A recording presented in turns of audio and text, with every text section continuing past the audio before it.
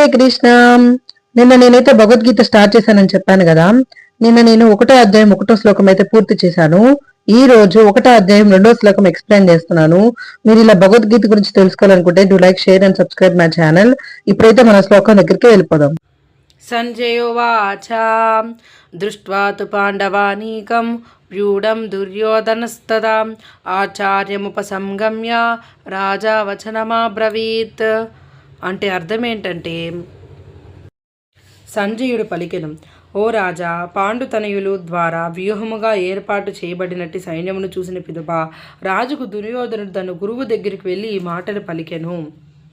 నేను మీకు అర్థమయ్యే విధంగా చెప్తాను, డీటెయిల్గా వినండి. సంజయుడు ధృతరాష్ట్ర మహారాజుకి అక్కడ పంచపాండవులు ఎలా యుద్ధానికి సిద్ధం చేసుకుంటున్నారు, ఏం వ్యూహం చేసుకుంటున్నారో అవన్నీ ప్రతి ఒక్కటి ధృతరాష్ట్ర మహారాజుకి ప్రతి ఒక్కటి ఎక్స్ప్లెయిన్ చేశారు. అది విన్న తర్వాత ధృతరాష్ట్ర మహారాజుకి భయము, కంగారు అవన్నీ మొదలైంది. అందుకే వాళ్ళ సేనాధిపతి అయిన ద్రోణాచార్యుల దగ్గరికి అయితే వెళ్ళారు. ఆయన అంత రాజైనా సరే సేనాధిపతి దగ్గరికి స్వయంగా ఆయనే వెళ్ళాడు. ఎందుకంటే పరిస్థితి తీవ్రత అలాంటిది. అందుకే ఆయన రాజకీయవేత్తగా సరిపోతాడని సంజయుడు అనుకుంటున్నారు.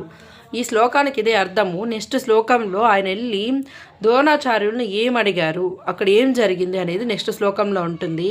ప్రతి ఒక్కరు భగవద్గీత నేర్చుకోవాలని కోరుకుంటున్నాను. హరే కృష్ణ.